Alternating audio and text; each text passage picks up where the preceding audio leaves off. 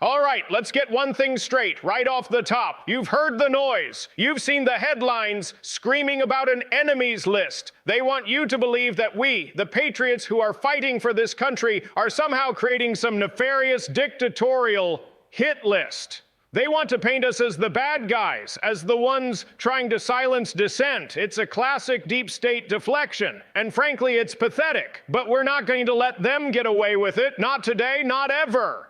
Let's clarify what this actually is, because the truth, as always, is far more inconvenient for them than any lie they can spin. What they are hysterically calling an enemies list is, in reality, an accountability file. Let that sink in, an accountability file. And it's not some abstract concept or a political talking point. This is a meticulously compiled, evidence-based compendium of government officials, yes, current and former officials within the FBI, the Department of Justice, the intelligence community, and even other federal agencies who have violated their oath of office. These are individuals who have abused their power, who have politicized the very institutions designed to protect the American people, and who have actively worked to undermine the Constitution. Now, why are they so terrified of an accountability file? Because it means consequences. For too long, these government gangsters have operated with impunity. They believed they were above the law. They believed that by simply changing administrations, their past transgressions would be swept under the rug. They thought the revolving door would keep spinning, taking them from government positions where they committed these abuses straight into lucrative private sector jobs where they could continue to profit from their connections and their corruption.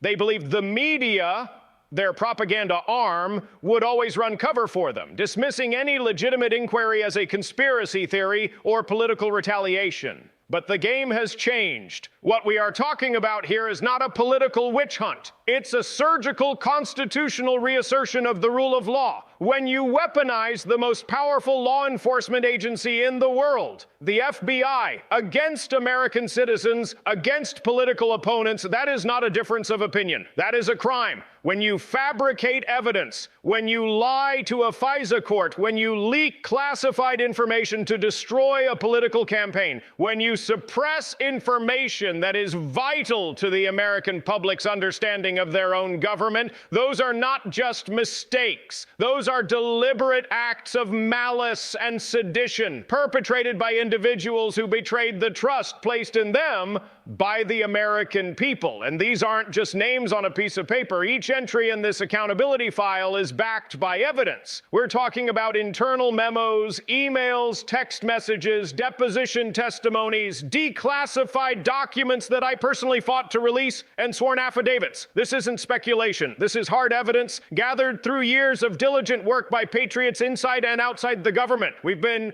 building this case brick by brick against the very individuals who thought they were too clever, too entrenched, too powerful to ever be exposed. They leveraged their positions, their titles, their access to classified information, not to protect the country, but to protect themselves and their co-conspirators. So when they scream about an enemies list, understand that it's a confession. They are projecting their own fear because they know the truth is coming for them. This isn't about silencing them, it's about holding them accountable for trying to silence us, for trying to silence the truth, and for trying to dismantle the very foundations of American justice. The fight isn't over, not by a long shot.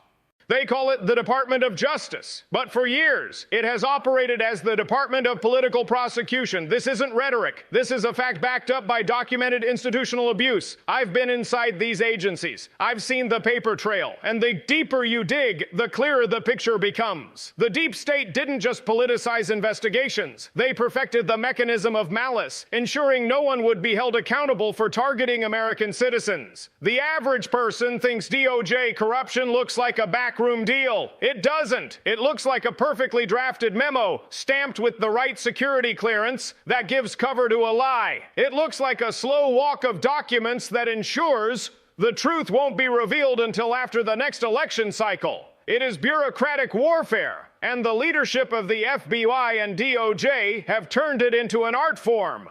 Let's talk about the specific mechanics of how they weaponize the institutions, because this is the core of the accountability file. The first thing the government gangsters do is create layers of insulation around the key decision makers. They don't put the lie in an email, they rely on verbal guidance or ambiguous internal assessments. When an agent on the ground is ordered to pursue a politically motivated line of inquiry, like the absurd pursuit of the Russia hoax or the hyper-focus on specific political groups, the ultimate responsibility is shielded by layers of mid-level management. The accountability file is designed to pierce that veil. It focuses not on the junior agents following orders, but on the assistant directors, the chiefs of staff, and the counsel's office personnel who drafted the specific policies or signed off on the internal memos that authorized the abuse. We know who sat in those meetings. We know who gave the green light to use FISA warrants based on fraudulent opposition research like the Steele dossier. We know who approved the selective leaking of classified information to their media allies to create a hostile narrative. They thought these titles would grant them lifetime immunity. They were wrong. This is perhaps the most insidious tactic. After an illegal or unconstitutional action is taken, say monitoring the communications of a political campaign or revoking the security clearance of a patriot, the DOJ doesn't admit wrongdoing. Instead, they launch an internal review, which by design is meant to provide retroactive justification. They hire high-priced, politically connected law firms or launch inspector general investigations that are designed to conclude with soft findings, errors in judgment, procedural missteps, or poor communication. These are not confessions. These are legal shields. These reports are then used to tell Congress and the American people, see, we investigated ourselves and there's nothing to see here. Move along. The individuals named in the accountability file are the architects of these internal cover-ups. They are the ones who deliberately obscured facts, destroyed data, or gave misleading testimony under the cover of national security. They used the machinery of government to bury the truth, not to find it. The weaponization process is incomplete without the media. The deep state knows they cannot execute a political hit job without a compliant, eager partner in the press to legitimize their leaks and suppress counter-narratives. We've seen specific individuals in the intelligence community, the same ones who signed off on the debunked narratives, immediately retire and walk into contributor jobs at major news networks. This is not coincidence. It's about so Paulo to play reward system. They trade their government titles for media platforms, and in return, they repeat the deep state's talking points, acting as anonymous sources who confirm the latest lie. The accountability file highlights these individuals and their direct line of communication with the reporters who served as their scribes. It is a fundamental betrayal of public trust. When I talk about coming after the media, I'm not talking about journalists doing their job. I'm talking about co-conspirators who knowingly printed government lies under the guise of news, specifically to damage American citizens. They will not be granted a pass simply because they hold a press badge. We've talked about the file. We've talked about the mechanism. Now it's time to talk about the individuals. Because until you put a name and a face to the corruption, it remains an abstraction, a political rumor. The deep state relies on that abstraction. We are going to destroy it. Let's use a composite example, an amalgamation of the worst offenders, someone who perfectly exemplifies the disease we are trying to root out. Let's call him the shadow director, a former high-ranking official who transitioned seamlessly from the intelligence community IC to a lucrative cable news contributor role. They are now the chief media attack dog, constantly running cover for the very bureaucracy they helped corrupt.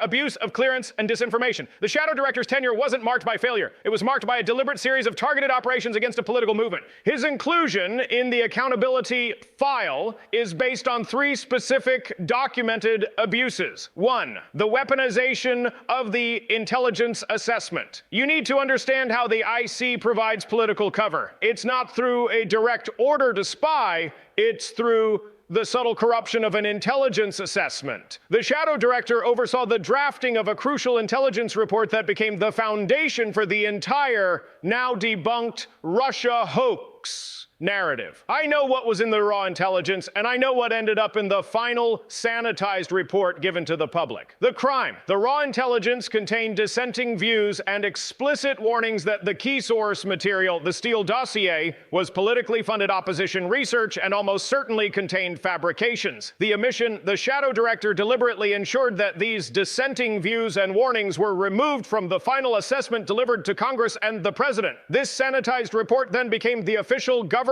truth used to justify further investigations, surveillance, and media attacks.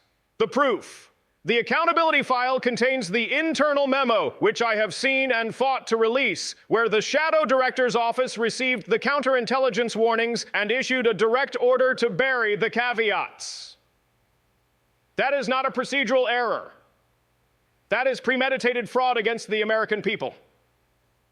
2, the abuse of the security clearance.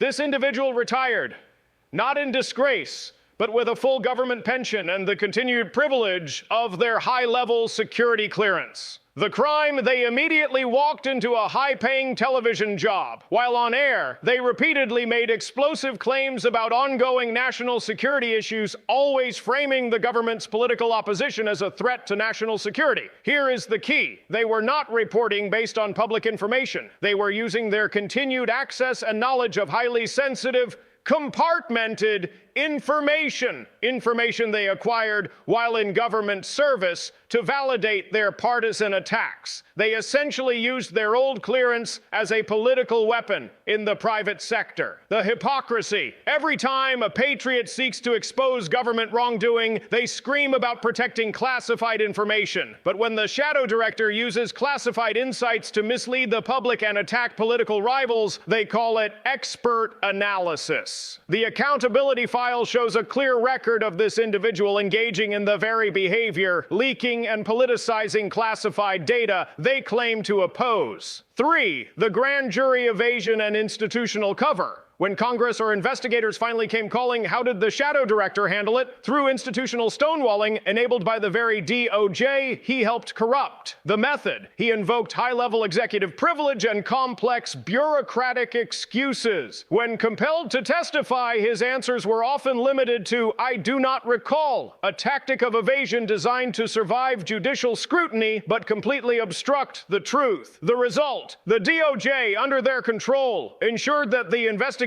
into their conduct were either slow-walked to death or redirected to find fault with the low-level staff, leaving the architect, the shadow director, untouched and free to collect millions as a pundit. The coming consequence. The inclusion of the shadow director and others like him in the accountability file is not a threat. It is a promise to restore integrity. When we talk about holding people accountable,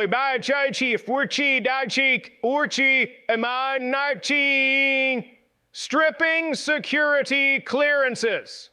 Immediately revoking all clearances for individuals who have demonstrably politicized them for personal or partisan gain. Civil liability, pursuing massive civil lawsuits to ensure financial penalties against those who use their positions to defame and illegally target citizens. They want to call us authoritarian for talking about media accountability. They want to hide behind the First Amendment as a shield for their corruption. But let me be perfectly clear. The Constitution protects journalism. It does not protect conspiracy. And for years, the major news organizations in this country have not been practicing journalism. They have been acting as stenographers of deceit for the deep state. The weaponization of the DOJ would have failed on day one without the intentional, willful, and often coordinated participation of the mainstream media. The media did not just report the deep state's lies, they demanded them, amplified them, and fought to keep the truth from ever seeing the light of day. The revolving door, the true nature of collusion. Look at the evidence. The collusion isn't a secret handshake in a dark alley. It's the revolving door between the Department of Justice, the FBI, and the news desks of every major network.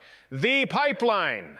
High-ranking officials, the same people who authorized the illegal surveillance and manufactured the Russia hoax, retire one day and are immediately hired as national security analysts or senior legal correspondents by CNN, MSNBC, and others the next. The paycheck. This isn't a transition based on objective merit. It is a quid pro quo reward system. They get millions, not for their analysis, but for their silence and their willingness to continue to push the deep state narrative. They are paid to act as credible sources, vouching for the validity of the very investigations they themselves helped engineer. This conflict. When an individual who signed off on a fraudulent FISA warrant is now on television defending the current DOJ's actions and simultaneously attacking whistleblowers, that is not an analyst. That is a paid operative. They are using their former government title to lend legitimacy to the propaganda. The American public is being fed disinformation by people who are structurally conflicted and financially incentivized to lie. The deliberate omission of truth. The press claims its job is to inform, but the most damning evidence against them is what they refuse to report. The Steele dossier fraud. We provided the evidence. We showed the world that the core document used to spy on Americans was paid for by a political campaign, was unverified, and contained fabrications. Did the media retract their hysterical coverage? Number. They doubled down, attacking the messenger, us, and continued to insist the dossier was real for years. They knew the truth, but chose the narrative. The FBI's internal warnings, when it was revealed that FBI officials were warning internally about the lack of verifiable evidence in key investigations, the media blacked out the story. They spent months reporting on anonymous, illegal leaks designed to hurt the political opposition, but they completely ignored documented, verified facts that would have shown the DOJ was politically motivated. The Hunter Biden laptop. This is the clearest example of coordinated media suppression in modern history. The DOJ and intelligence community fed a lie that the laptop was Russian disinformation, and major news outlets, the supposed bastions of truth, immediately adopted that lie and refused to cover the story 1 week before an election. They didn't just make a mistake, they participated in an information operation to interfere with the presidential election. That crosses the line from bias into active conspiracy. The accountability for reporters. When I say we are coming after the media, the response is always immediate panic and cries of attacking the free press. They are trying to scare us into silence, to intimidate us with defamation lawsuits and public shaming. But the accountability file is not a threat against their right to criticize. It is a promise to use the legal and civil systems to hold them accountable for their actions as co-conspirators and purveyors of known, verifiable falsehoods that destroyed the lives of innocent Americans. Civil litigation. Every single journalist and media organization that knowingly published or amplified fabrications and illegal leaks, lies that were later proven false by declassified documents, inspector general reports, or court filings, must be prepared to face the consequences in civil court. They used their platform to destroy careers and reputations. The American people deserve justice. Exposing the sources. We will enforce laws that make it clear. If a government official leaks classified or protected information for the sole purpose of political destruction, and a reporter knowingly disseminates that information to advance that political destruction, both parties are culpable. The media did not investigate the deep state, they became the deep state's mouthpiece. They are the fourth pillar of this conspiracy, and their names, their emails, their internal communications, and their financial ties to the government gangsters This is it, the culmination of everything we've uncovered. The first 4 parts of this message laid bare the enemy, the government gangsters who conspired against the American people, the deep state bureaucracy that enabled them, and the stenographers of deceit who covered for them. Now, we execute the plan. This is not about reform, it is about deconstruction and rebuilding. We will break the administrative state's power, enforce accountability, and restore the rule of law. 1. The decentralization of corrupt power. The deep state's power is concentrated in Washington, D.C. We will break that concentration immediately. The FBI headquarters must fall. On day 1, the J. Edgar Hoover building in D.C. will be officially condemned and its staff immediately dispersed. It will be officially converted into the Museum of the Deep State, a permanent monument to the corruption we defeated. Reallocate and refocus. We will redeploy thousands of personnel out of D.C. to field offices across the country. Their new mandate will be to focus exclusively on real law enforcement, catching child predators, going after drug cartels, and fighting violent crime. We are replacing the Political Investigations Unit with a massive violent crime task force, separate intelligence from law enforcement. The FBI's intelligence division is hopelessly compromised. We will begin the process of separating the law enforcement component of the FBI from its intelligence gathering function, ensuring that the former can never again be weaponized to conduct political surveillance on American citizens. 2. Immediate personnel and accountability purge. The corrupt senior leadership who enabled the conspiracy must be removed and replaced with patriots committed to the rule of law. Schedule F implementation. We will strip away civil service protections from thousands of non-merit policymaking federal employees across the DOJ, the FBI, and the intelligence community. The intent is to ensure the president can finally enact his agenda without bureaucratic sabotage. Purge of the senior ranks. We will remove the government gangsters, those who signed off on FISA abuses, promoted the Russia hoax, and leaked illegally, and hold them both criminally and civilly accountable. Mandatory device scans. We are instituting a policy of monthly mandatory device scans for all federal employees with access to sensitive information. We will immediately identify and prosecute leakers, thereby ending the deep state's primary tool for political sabotage. Whistleblower guarantee. We will guarantee ironclad protection and significant financial rewards for any individual who exposes corruption, turning the deep state's own staff into an internal accountability check. 3. Ending the weaponization of law. The abuse of the legal system must be stopped and the rights of every American restored. Attorney General review. The new Attorney General will immediately launch a comprehensive review of all politically motivated investigations and prosecutions initiated in the prior years. This is not for retribution, but for redress, to ensure justice for those who were illegally targeted and had their lives destroyed. FISA court reform. We will implement sweeping, non-negotiable reforms of the FISA court. This includes providing independent counsel/federal defenders to defend the American citizens who are targeted for surveillance and ending the one-sided process that led to the illegal spying on Americans. The Anti-Collusion Act. We will pass a law that codifies the illegality of the media government revolving door. Any former DOJ or FBI official who takes a role as a political analyst must face a mandatory 5-year cooling-off period before being allowed to comment on their former agency or forfeit all government pensions.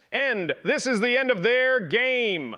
The accountability file is now in the hands of patriots across the federal government, ready to be executed. We will restore the Department of Justice to a Department of Justice, and the Federal Bureau of Investigation to a Federal Bureau of Investigation focused solely on the safety and security of the American people. The fight is upon us, but we are ready. We have the plan, the evidence, and the will of the people. Thank you for standing with us.